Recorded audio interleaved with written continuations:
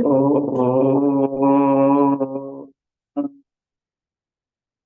विश्वानि देव सवितर्दुर्तानि परासुव यद्भद्रं तन्नासुव। ॐ शांति शांति शांति। सद्गुरुदेव भगवान की जय। प्रस्तुत विवेक चूड़ामणि चल रहा है और पंचकोश विवरण चल रहा है। उस शरीर से संबंध बताते हैं कि उस शरीर का संबंध कैसा है उस आत्मा का। तो जो आत्मा का जो संबंध है वो बिल्कुल नहीं है। बोलते हैं कि जब तक व्यक्ति अपने असत देह और इंद्रिय आदि के प्रति इस मिथ्या तादात्म्य भाव को जो देह में आत्मबुद्धि रखा है उसको त्यागता नहीं है, तब तक उसकी मुक्ति होती नहीं। चाहे फिर वो कितना भी पढ़ लिखे, कितना भी चिंतन करे, कितना भी वेदांत दर्शन सुने, अनेक अनेक पुस्तकें पढ़े हैं, अच्छा विद्वान है, चर्चा में पारंगत है, फिर भी जो देहात्म बुद्धि है वो जाती नहीं है। तो देहात्म बुद्धि जब जाती नहीं है तो वो सब पढ़ना, लिखना, समझना सब विफल है। जब हमारे लिए हमने कुछ उसका उपयोग ही नहीं किया है, हम केवल रटा मार रहे हैं, रट रहे हैं, कंठस्थ भी कर रहे हैं, शास्त्रों को बहुत से समझ रहे हैं, लेकिन अपने अंदर उसकी अनुभूति नहीं हो रही है। और ये अनुभूति अगर नहीं होती है और उसमें से अगर हमारा शरीर छूट जाए तो फिर दोबारा उस जन्म मरण के चक्कर में आ जाता है ना। कहने के लिए तो हम दिखते हैं कि बहुत विद्वान हैं, तो उनके सामने बहुत सारे लोग भी सुनने के लिए बैठे हैं, लेकिन अगर तादात्म्य बुद्धि, देह तादात्म्य बुद्धि नहीं गई है तो अपने आप समझ में आता है कि इनकी तादात्म्य बुद्धि गई है कि नहीं गई। तो ऐसे व्यक्ति का जीवन जो है बोलते हैं निरर्थक है, क्योंकि जो अनपढ़ है, जिसने शास्त्र को जाना नहीं, देखा नहीं, सुना नहीं, उसका तो देह तादात्म्य होना कोई बड़ी बात नहीं है। लेकिन जो समझदार व्यक्ति है, जो शास्त्रों के मार्गों पे चल रहा है, शास्त्रों को जो सुन रहा है, धर्म कार्य में लगा हुआ है, और लेकिन देह तादात्म्य बुद्धि जो है जड़ी हुई है, तो क्या होगा? धर्म कार्य विफल हो जाएगा। भले ही पुण्य का संचय हो रहा है, लेकिन पुण्य का संचय होने से फिर वो देह तादात्म्य होने से वो पाप भी हो रहा है। तो पाप और पुण्य होने से पुनर्जन्म की प्राप्ति हो जाती है। यहाँ नचिकेता की जो पिता है वो भी देह तादात्म्य में रखते हैं, धर्म कार्य करते समय अपने पुत्र के लिए अच्छी अच्छी गाय को रख देते हैं, लेकिन उनके पुत्र को ये ठीक नहीं लगा कि मेरे में जो आसक्ति है पिता की, वो जो है उनकी आसक्ति उनको इस जन्म मरण के चक्कर में गिरा देगी। इसलिए वो उसका त्याग करने के लिए कहते हैं कि आप मेरा त्याग करो, मुझे मृत्यु के हवाले कर दो, मृत्यु को प्राप्त कर दो, और मृत्यु को प्राप्त करके वहां जाके फिर पुनः अपने पिता के लिए जो है मुक्ति का मार्ग निकाल दे। तो कहने का यह है कि जब तक वो हम शरीर से, जड़ शरीर से संबंध बनाकर रखे हैं, और आगे इसमें दृष्टांत देते हैं कि जो तुम्हारा शरीर है वो कैसा है, उस शरीर का संबंध कैसा बना हुआ है। तो कहते हैं छाया शरीरे प्रतिबिंब गात्रे यस्वप्न देहे हृदय कल्पितांगे एथात्म बुद्धि स्तव नास्ति काचित् जीव शरीरे च तथैव मास्तु।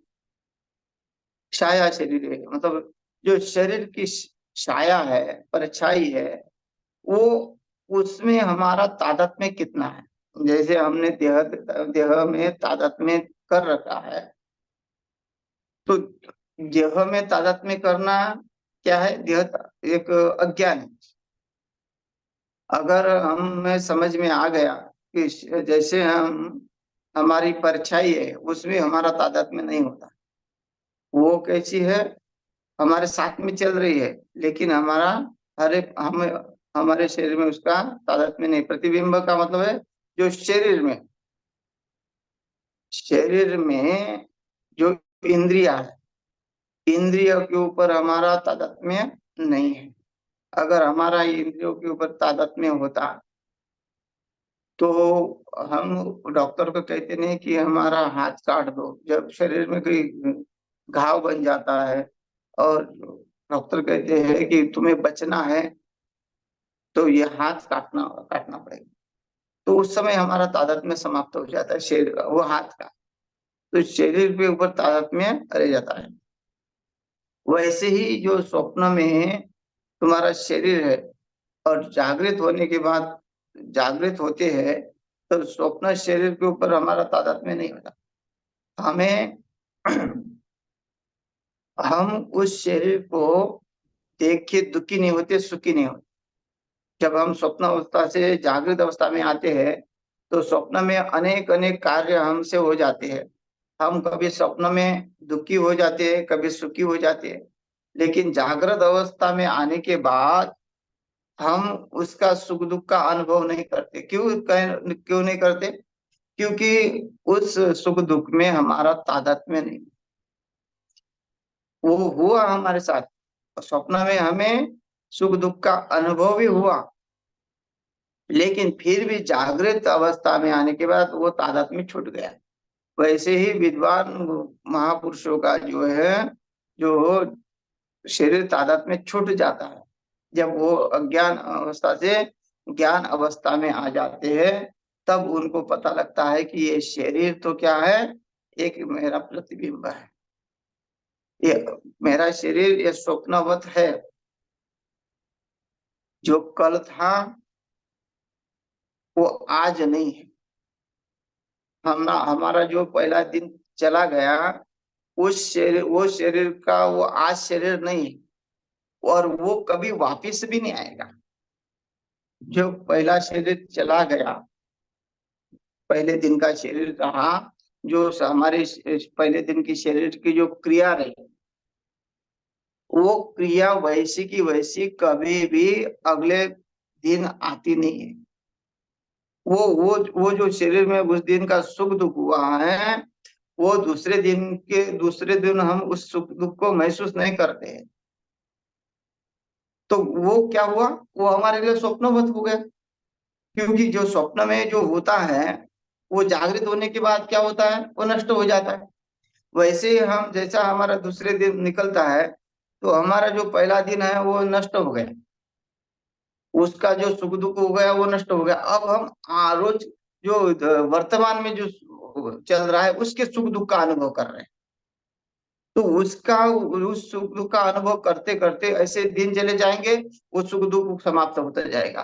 तो वो क्या हुआ, फिर हम जो वर्तमान में उसमें हमारा तादात्म्य बना है, लेकिन जो गया हुआ है हमारा सुख दुख, उसमें हमारा तादात्म्य नहीं है। हम उसकी चिंता नहीं करते कि जो हुआ सो हुआ, है ना। पहले अगर कोई समझदार व्यक्ति है, अरे जाने दो, जो हुआ सो हुआ, मतलब अब उसका अभी छोड़ लो, अभी नया से शुरुआत करो। तो ऐसे भी व्यक्ति है, उसके ऊपर ज्यादा जोर नहीं दे, इसका मतलब क्या, उसमें तादात्म्य नहीं रहा, उस शरीर में तादात्म्य नहीं रहा। अब जैसे कि घर में माता पिता है, माता पिता के ऊपर तादात्म्य है। माता पिता के ऊपर तादात्म्य रहा कि कब तक, जब तक घर में दूसरा कोई व्यक्ति आता नहीं है, मतलब पत्नी हो बच्चे हो, जब तब तक आते नहीं तब तक उसके ऊपर तादात्म्य है। पत्नी आ गई, पत्नी के ऊपर तादात्म्य, फिर पत्नी के बाद बच्चे हो गए, बच्चे के ऊपर तादात्म्य। तो ये उसमें उसका तादात्म्य अलग अलग अलग जो है निकल जाता है। बदलता रहता है। तो ये कैसा स्वप्नवती ही है, मतलब एक जैसा तुम्हारा जो है वो रहता नहीं है। तो वैसे ही ये शरीर का जो है, ये शरीर जो है वो भी बदलता रहता है, जाता रहता है। तो ये देहात्म बुद्धि हमने जो जकड़ के रखी है, अगर हम उस शरीर को मानते हैं तो वो शरीर केवल साधना के लिए है। इस शरीर से जितनी साधना होती है उतनी साधना करनी चाहिए। यहाँ यह कहेंगे कि भाई देह तादात्म्य नहीं होना है तो क्या, फिर तो नहाना धोना ये सब व्यर्थ हो जाएगा, रिश्ते संबंध सब व्यर्थ हो जाएगा, जगत का व्यवहार ही समाप्त हो जाएगा। क्योंकि जब हम किसी से रिश्ता जोड़ते हैं तो वो तादात्म्य तो है हमारा, किसी से परिचय हो गया तो देह तादात्म्य तो है। तो वो कहते हैं कि ऐसा नहीं, तुम व्यवहार करो, व्यवहार में लेकिन जैसे तुम्हारा स्वप्न में उस शरीर से संबंध नहीं है जागृत आने के बाद, वैसा तादात्म्य रखो। एकदम आसक्त होकर उसके लिए तुम अधर्म में उतर आओ, पाप कर्म में उतर आओ। शरीर से अ, शरीर से कभी पाप नहीं होना चाहिए। और वो पाप कब होता है, जब हमारा देह तादात्म्य हमें जकड़ लेता है, तब वो शरीर पाप कर बैठता है। वो अपने परिवार के लिए भी पाप करता है और खुद के लिए भी पाप करता है। वो ये सोचता नहीं है कि फिर इसका परिणाम क्या होगा। ये संसार में ये सब चल रहा है, कोई किसी को डर नहीं रहा है, कोई किसी को समझ नहीं रहा है। बस ये कि भाई हमको इससे आगे बढ़ना है, हमारा जो है इससे अच्छा दिखना चाहिए परिवार, हमारे परिवार में कोई कमी नहीं होनी चाहिए, बच्चे ये नहीं कहने चाहिए कि हमारे लिए तुमने क्या किया। तो उसके लिए इतना प्रयास करना है, दूसरे को खुश रखते रखते रखते वो स्वयं दुख को प्राप्त हो जाता है। तो ये हो गया तादात्म्य। वही सहज अवस्था में जब जो जीते हैं कि भगवान कहते हैं कि मैं ही करने वाला हूँ, है ना, कि योगक्षेम वहाम्य, मैं सबको पालन पोषण, है ना, हिरण्य गर्भ समवर्तदाग्रे भूत से जाता पतिरेक आशित। भगवान ईश्वर क्या है, सबका पति मतलब मालिक है। वो उसको जिम्मेदारी, उस परमात्मा की जिम्मेदारी है, क्योंकि उस परमात्मा ने सृष्टि को उत्पन्न किया, तो उसी की देख देख देख रेख में ये सृष्टि है। अगर हम ये सृष्टि उसको उससे अलग कर देंगे और उस सृष्टि का भार अपने ऊपर लेंगे, तो वो भार सहने की शक्ति वो हमारे अंदर नहीं है, क्योंकि हमारे अंदर तो देह तादात्म्य में भरा हुआ है। परमात्मा में वो देह तादात्म्य में नहीं है। ईश्वर में जो है वो शक्ति है, लेकिन उसने उसका तादात्म्य नहीं लिया। वो भी उस सृष्टि को स्वप्न अवस्था से मानता है। अरे वो तो जैसे निद्रा में है, तो निद्रा में जो है उस माया का प्रागट्य हुआ और उस माया कल्पित जगत को जो है बना दिया। वो तो वो ईश्वर तो ये सोचते हैं कि भाई ये माया कल्पित है, मतलब माया मतलब जो दिखती है लेकिन है ही नहीं। अब जो जो दिखता है वो है नहीं। तो अगर हम फल का दुकान देखते हैं, फल के दुकान में बड़े अच्छे अच्छे जो है सजावट करके रखे हैं, लेकिन वो फल नकली है। और अगर हम उसको खरीदेंगे उसको असली समझकर, तो हमको उसकी तृप्ति हो जाएगी? उसकी तृप्ति नहीं होगी, क्योंकि वो नकली है, वो खाली दिखावा के लिए है। वो है बिल्कुल आम की तरह दिख रहा है, बढ़िया सेब जो है सेब की तरह दिख रहा है, केला दिख रहा है, वैसे कि वैसे दूर से तो सब कुछ अच्छा दिख रहा है, लेकिन नजदीक जाओ तो पता चलेगा ये तो सब नकली है। जो है वो है नहीं। जैसे मृग जल जो है हरिण को दिखता है और उसके पीछे दौड़ते हैं। अब अभी यहाँ 50 डिग्री चल रहा है तापमान, तो राजस्थान में उससे भी ज्यादा होता है। तो वो मरुभूमि में जो है कि जल के जैसा वो उसकी लावा सूर्य की किरणों की लावा जल की जैसी महसूस होती है। तो उसी के पीछे हरिण दौड़ दौड़ के थक के मर जाता है। तो वैसे ही वो दिखने के लिए तो सत्य दिख रहा है, लेकिन वो है नहीं। तो वैसे ही वो जगत जब नहीं है, तो जगत में हमने जो तादात्म्य कर रखे वो कहाँ से आएगा? तो ये हमारा घोर अज्ञान है। तो इसलिए कहते हैं कि भाई अब तुम शरीर भाव में रहो, लेकिन उसके ऊपर तादात्म्य मत करो, व्यवहार करो। इसलिए अर्जुन को कहते हैं भगवान कि भाई तुम तो कर्म करो केवल। तुमने जो देहाशक्ति बना के रखी है इन अ, स्वजनों के प्रति, तुम कहते हो कि स्वजनम ही कथम अथवा सुखिन श्याम माधव, और ये मेरे आचार्य है, मेरे गुरुजन है, मैं इनको मारकर कैसे सुखी बनूंगा, और मैं मुझे पाप लगेगा, मैं घोर नरक में चला जाऊंगा, मेरे जो मरा मेरा कुल जो है नष्ट हो जाएगा, मेरे कुल की स्त्रियां नष्ट हो जाएंगी, वो वर्ण संकर पैदा हो जाएगा, वर्ण संकर से महा भयंकर जो है पाप लगेगा। तो ये सब बातें जो सोचता है वो किस कारण सोचता है?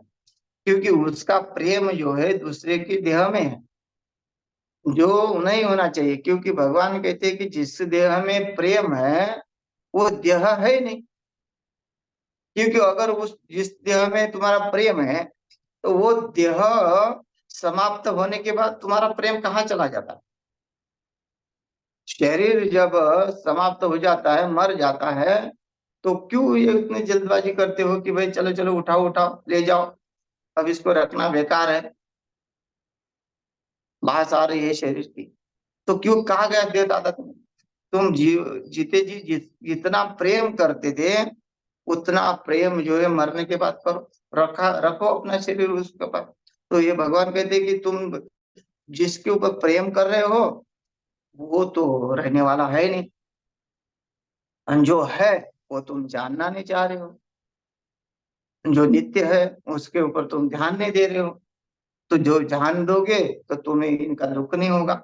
देह तादाद में अगर छूट जाएगा तुम्हारे कर, फिर हम जिए तो कैसे जिए? वे देह तादाद में हमारा छूट जाए तो कैसे छूट जाए, कैसे कर्म करें? सहजम सहजम कर्म कौन्तेय, तुम ऐसे सहज अवस्था में जियो, बुद्धि के ऊपर इतना जोर मत दो कि ये होता ही है, वो हो रहा है, प्रारदर्शिक चल रहा है, बस तुम अपना कार्य करते रहो।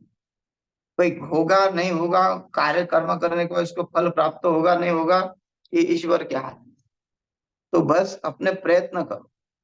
तो यही प्रयत्न है करना है शरीर से। यही बोलते हैं कि यही है कि जैसे स्वप्न से तुम्हारा तादात्म्य नहीं है, जैसे तुम्हारी शरीर की छाया से तुम्हारा तादात्म्य नहीं है, वैसे तुम्हारा शरीर से तुम्हारा तादात्म्य नहीं होना चाहिए। बाकी तुम क्रीम लगाओ, पाउडर लगाओ, नहाओ धो, अच्छा सा शरीर को रखो, कोई दिक्कत नहीं। लेकिन वही है करके कि यही सब कुछ है, और ये केवल भोगों का एक स्थान है, ये भोगों के लिए ही पैदा हुआ है, ये जो विचार है वो त्याग। इस शरीर को ठीक ठाक रखना, अच्छा रखना, हमारे शरीर से किसी को कष्ट नहीं होना। नहीं तो वही देवता में चला गया, बहुत ज्यादा पसीना हो गया, फिर भी नहीं नहा रहा, गंदगी शरीर से आ रही, चार लोगों में बैठ रहे तो उनको भी परेशानी हो रही है। तो कोई देख बोलेगा कि हमारा देह तादाद में नहीं, हम तो विधेय अवस्था में है। तो ऐसी भी अवस्था नहीं होनी चाहिए, ठीक ठाक रहना चाहिए, पवित्र रहना चाहिए, सुंदर दिखना चाहिए, प्रसन्नता रहना चाहिए। तो ये सब होना चाहिए। बस इसकी जो आसक्ति बनी कि इसी के पीछे रहे, और यही यही मुख्य है, ऐसा जो कहता है वो जो है वो अज्ञान है।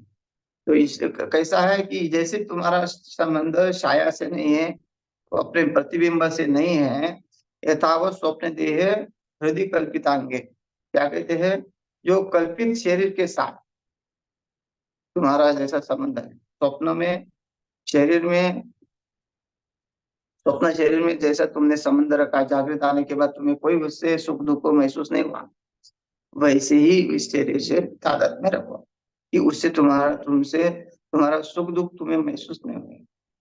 इतना संबंध। यथा आत्मा बुद्धि स्तव नास्ति काची। बोलते हैं कि यथा मतलब जिस प्रकार आत्मा बुद्धि मतलब तादात्म्य में भाव तुम्हारा न अस्तित्व नहीं है, तो अगर तुम्हारा तादात्म्य भाव शरीर में नहीं है, नास्तिक काचित जीवे शरीर है जो तथैव मास्तु। तो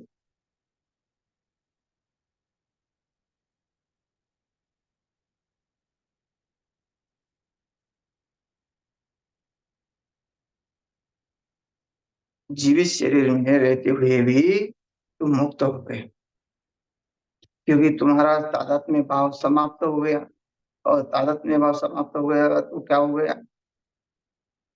तुम उस स्थिति को प्राप्त हो गए, उस ब्रह्म स्थिति को प्राप्त हो गए जहां कहीं भी सुख दुख का अनुभव नहीं होता। हाँ, गीता में भी कहता है, कहते हैं कि जब सब पापों का नाश हो जाता है, सब कर्मों का नाश हो जाता है, तो वो उस परम सुख को प्राप्त हो जाता है। तो यही यहाँ कहते हैं कि यथा आत्मबुद्धि तब नास्ति काची। तो ये जो आत्मबुद्धि मतलब यहाँ आत्मबुद्धि का मतलब है देह बुद्धि। देह बुद्धि तुम्हारी कोई की थोड़ी भी नहीं होनी चाहिए इस शरीर से। क्योंकि ये शरीर जो है, अगर तुम इस शरीर से समाप्त हो जाओगे तो दूसरे जन्मों में भी ऐसे ही तुम्हें तादात्म्य प्राप्त होगा। इसलिए कहते हैं कि इस शरीर का तादात्म्य नहीं होना चाहिए।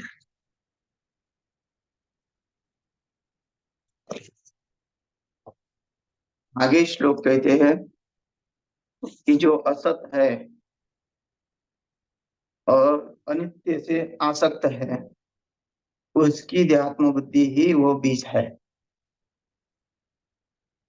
देहात्मधीरेव निर्णाम असिद्धिया जन्मादि दुःख प्रभवस्य बीजम् एतस्ततस्त्वं जयित्वं प्रयत्न त्यक्ते तु चित्ते न पुनर्भवाशा।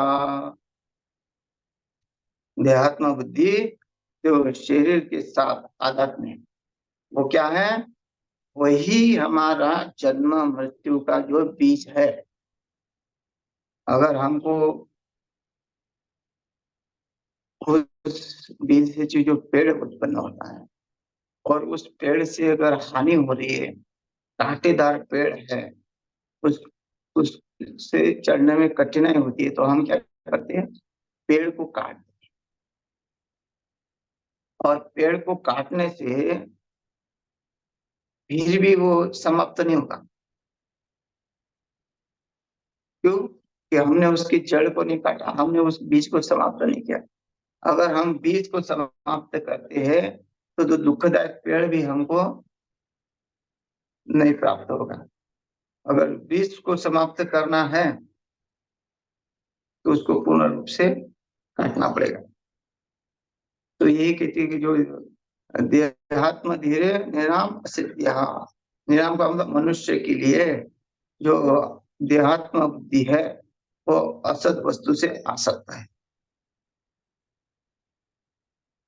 जो है नहीं संसार में, जो दिख रहा है वो है नहीं, फिर भी उस पर हमारे ऊपर आसक्ति बनी हुई है। हर एक पदार्थ जो है नश्वर है, और नश्वर पदार्थ से जो हम ममत्व कर रहे हैं तो वो दुखदायक हो रहा है।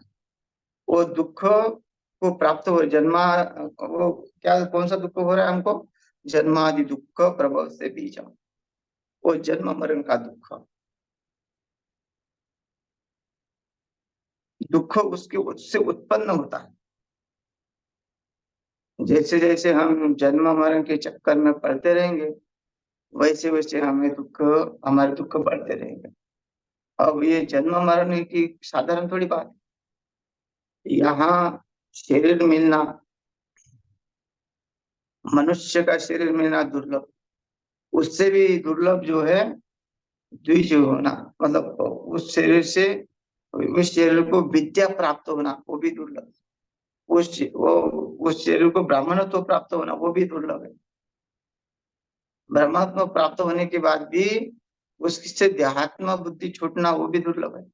तो ऐसा शरीर जो है मिलता है, जो अनेक अनेक योनियों से भी मां भयंकर दुखता है।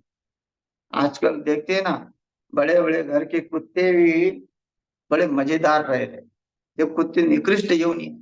लेकिन मनुष्य जो है भीख मांग रहा है, उसको एक एक टुकड़े के लिए तरस रहा है, और पशु से भी बेकार जीवन जी रहा है।